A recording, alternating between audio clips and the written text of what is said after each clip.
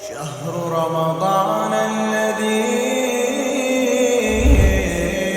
أنزل فيه القرآن هدى للناس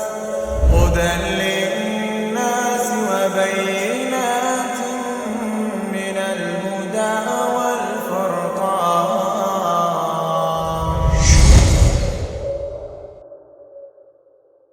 Di awal diwajibkannya ibadah puasa Ramadan dulu, umat Islam itu hanya boleh makan antara sholat maghrib sampai mereka tidur. Setelah tidur sudah tidak boleh lagi. Jadi ketika adzan sholat maghrib, mereka boleh makan, minum, atau hubungan suami istri. Tapi kalau sudah tidur, maka tidak boleh lagi. Dan ini sangat-sangat memberatkan sekali. Dulu ada salah seorang sahabat Rasulullah SAW, Qais ibnu Sirmah al-Ansari. Beliau berpuasa, lalu seharian kerja di ladangnya. Setelah datang waktu maghrib, beliau menemui istrinya, lalu menanyakan, ada makanan apa untuk kita saat ini? Istrinya bilang, gak ada makanan apa-apa. Coba tunggu sebentar, saya akan mencarikan makanan untukmu. Ketika istrinya keluar, beliau tertidur. Dan hukum pada waktu itu kalau sudah tertidur tidak boleh makan dan minum lagi. Hingga keesokan harinya beliau bekerja lagi di ladang. Dan beliau dalam keadaan sangat kehausan sekali karena tidak makan dan tidak minum. Sampai beliau pingsan, jatuh pingsan. Dan ini sangat-sangat memberatkan bagi para sahabat Rasulullah SAW. Maka turunlah ayat, Uhilla lakum lailatas siyamir rafathu ila nisaikum. Dihalalkan bagi kalian pada malam puasa itu untuk melakukan hubungan suami istri dengan istri-istri kalian. Fafarihu bidzalika farhan syadida.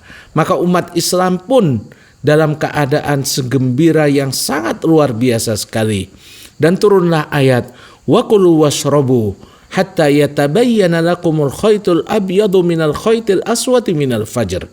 Makan dan minumlah kalian sampai kalian bisa membedakan antara tali yang putih dan yang hitam karena terbitnya fajar.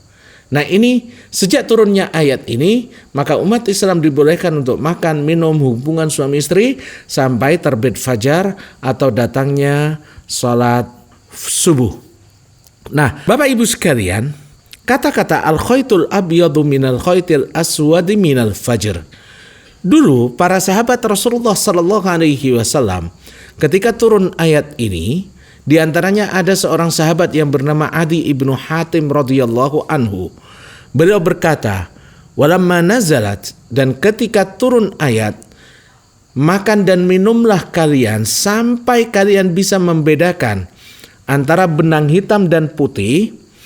Maka kata beliau, amattu ila iqalin aswada wa ila iqalin abyadah.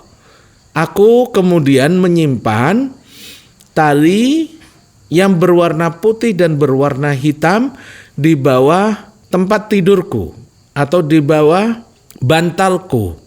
Faja'altu anzur fil laili fala yatabayyanu li. Maka setiap berlalu sebagian dari malam, aku kemudian berusaha untuk melihatnya. Fagadautu ala Rasulillah sallallahu alaihi wasallam fadzakartu lahu dzalika faqala innama dzalika sawadul laili wa bayadun nahar.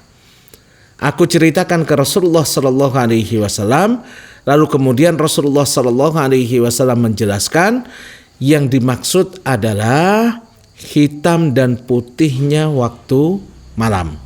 Karena apa? Kalau kita di dalam sebuah rumah yang sangat gelap, lalu kemudian memakai patokan bisa membedakan antara benang putih dan benang hitam, ini akan banyak sekali waktu yang kemakan. Kita mengambil sebagian waktu pagi dengan tetap makan dan minum.